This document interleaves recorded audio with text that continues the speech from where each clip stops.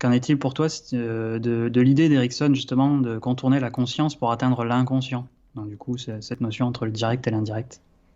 Alors, je bois un petit peu d'eau parce que ce soir, Oui, je suis désolé, ce soir j'ai la gorge un petit peu sèche. Alors, je suis pas sûr d'avoir exactement la meilleure voix possible, mais il faut tu que es je remette parfait, la Antoine, question. tu es parfait. Il faut que je remette la question dans l'ordre. Euh, Erickson, contourner le Oui, conscient pour atteindre l'inconscient, suggestion directe, suggestion indirecte. Alors, chez Erickson, il y a l'emploi des deux, évidemment. Hein. Il a oui. été un des grands novateurs, une des personnes qui a beaucoup poussé l'idée de la suggestion indirecte.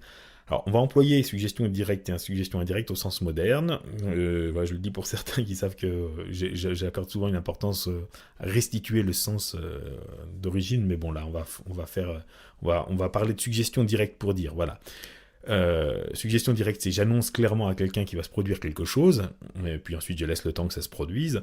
Et la Mhm. suggestion indirecte, c'est je fais en sorte que ça se produise, mais sans avoir eu l'air de le dire, en gros. Par exemple, je vais dire à quelqu'un que ses yeux vont se fatiguer, vont se fermer, c'est une suggestion directe, je lui annonce. Donc il le sait, il l'a entendu à un niveau conscient. Simplement, je lui demande de ne pas le faire, de ne pas le simuler, et puis il va constater que c'est vrai. Donc il va pouvoir s'en étonner et dire ah mais ce que vous m'avez dit tout à l'heure, ça s'est produit, mes yeux se sont fatigués et se sont fermés. Puisqu'il sait que je lui ai demandé, il va pouvoir faire le lien. Dans une suggestion indirecte, c'est par exemple, je vais peut-être avoir une conversation avec cette personne, l'air de rien, je vais parler de fatigue, l'air de rien, je vais parler de fermer, peut-être de porte qui se ferme, voilà, je vais avoir un champ lexical autour de la fermeture, l'air de rien, je vais parler des yeux, peut-être du regard, ou de fermer les yeux, l'air de rien, je vais peut-être moi-même montrer les signes d'une fatigue, et toutes ces petites choses accumulées vont avoir un effet sur lui qui va être le même que dans le premier cas, hein, mais c'est un petit peu plus long et plus complexe à mettre en place, et ses yeux vont se fermer. Mais dans le deuxième cas, il va pas pouvoir dire ah c'est vous qui l'avez fait. Alors il pourrait me l'attribuer, mais il va sûrement s'étonner et se dire écoutez, même voir s'excuser, dire écoutez je suis désolé, je sais pas pourquoi, mais mes yeux se ferment, et là je pourrais l'autoriser, lui dire ben, très bien, laissez-les se fermer.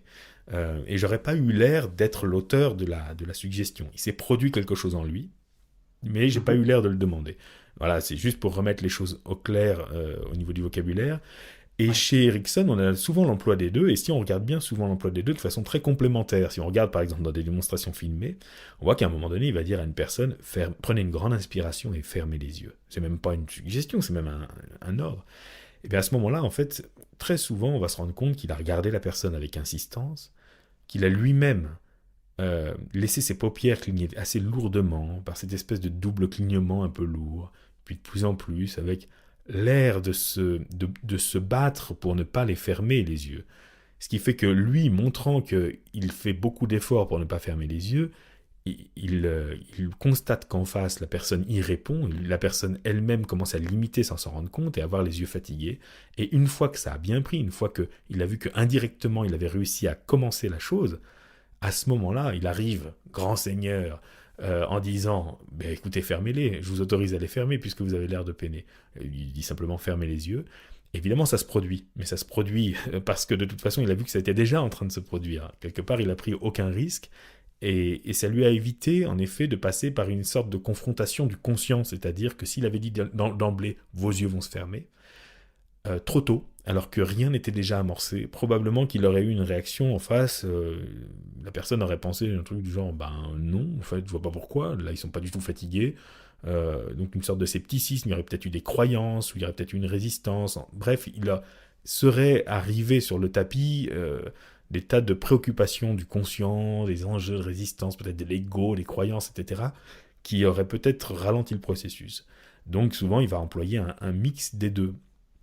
Je pense que c'est très, très intéressant. Je pense que dans mon cas, personnellement, j'ai pas le talent et la subtilité d'Erickson, moi j'utilise quand même beaucoup de suggestions directes, beaucoup de suggestions indirectes aussi qui me sont indirectes à moi aussi, c'est-à-dire qu'il y a forcément des tas de suggestions subliminales dont la personne ne se rend pas compte et moi non plus, forcément dans une relation hypnotique. Mais disons que moi, je me concentre sur le fait de bien annoncer clairement quand même ce qui va se passer auprès de la personne. Mais surtout parce que, en l'occurrence, dans mon cas, par exemple, moi, je travaille avec de l'hypnose et les gens le savent et ils viennent pour ça. C'est pas forcément le cas de chacun d'entre vous. Certains sont peut-être en psychiatrie ou autre, et bon, vous proposez de l'hypnose à quelqu'un qui était venu pour autre chose à la base. Moi, dans mon cas, les gens, ils viennent pour ça. Donc les gens qui sont sceptiques ou qui craignent trop l'hypnose, ils viennent pas, je les vois pas, et les gens, ou rarement, et les gens, enfin, ils peuvent être sceptiques, mais pas au point de pas venir, globalement, ils sont ravis même que je leur propose très directement les suggestions, voilà, je sais pas, de fermer les yeux ou autre. Donc ça, c'est une chose. Ensuite, c'est pour les suggestions qui vont consister à mettre la personne en hypnose. Par exemple, pourquoi pas faire fermer les yeux, faire relaxer le corps, ou faire bouger, lever un bras, faire rentrer à l'intérieur de soi, faire ne plus arriver à entendre des sons, voilà, des amnésies, des anesthésies, des hallucinations, toutes ces choses-là, toutes ces choses qui vont fabriquer un état.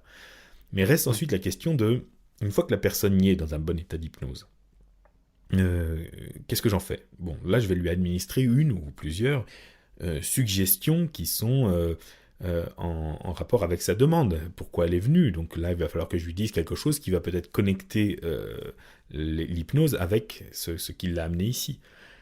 Et là, là c'est différent. Là, Erickson préconise clairement un usage des suggestions indirectes, alors que d'autres n'hésitent pas à utiliser plus des suggestions directes d'ailleurs. C'est-à-dire, là c'est Ouais. autre chose, c'est que par exemple, si une personne veut arrêter de fumer, je peux lui dire, eh bien, vous ne fumerez plus. C'est une suggestion directe. Si elle ne fume plus, c'est parce que je lui ai demandé de ne plus fumer. Et donc, si après, elle voit un paquet de cigarettes et qu'elle ne la prend pas, la cigarette, c'est parce que je lui ai demandé. En général, on constate que ça peut être satisfaisant avec certaines personnes, mais souvent, ça ne dure pas longtemps. Et donc, c'était le problème à l'époque, et sur lequel s'est penché Erickson pour essayer de trouver une solution. Comment est-ce qu'une fois que la personne est en hypnose, je peux utiliser la suggestion, mais d'une manière plus indirecte, pour qu'elle arrête de fumer, non pas parce que je lui ai demandé, mais parce qu'elle a accompli quelque chose qui lui permet d'arrêter de fumer, ce qui fait que ça sera plus D'accord. durable. Donc en réalité, je vous donne un exemple en très très gros, je la mets en hypnose et au lieu de lui dire arrêtez de fumer, vous ne fumerez plus, je lui dis quelque chose du genre maintenant, réfléchissez à toutes les raisons que vous avez de ne plus fumer jusqu'à vous convaincre vous-même. En tout cas, je la mets au travail pour que ça aboutisse au fait de ne plus fumer. C'est un poil plus indirect. Après, il y a des stratégies, il y a tout ça. Donc, moi, j'irais dans le sens, en tout cas, d'Erickson là-dessus. Je pense qu'on peut être aussi direct qu'on le veut dans l'induction. Il y a la question de la résistance ensuite, mais ça dépend du cadre et du sujet. Mais qu'ensuite, dans l'approche de changement, il faut que les choses arrivent le plus possible en donnant l'impression à la personne, que ce soit une impression vraie ou pas en tout cas, mais au moins l'impression à la personne que ça vient d'elle et que ça n'est pas en réponse à mon ordre. Voilà. Comme ça, elle s'approprie le changement et c'est plus durable.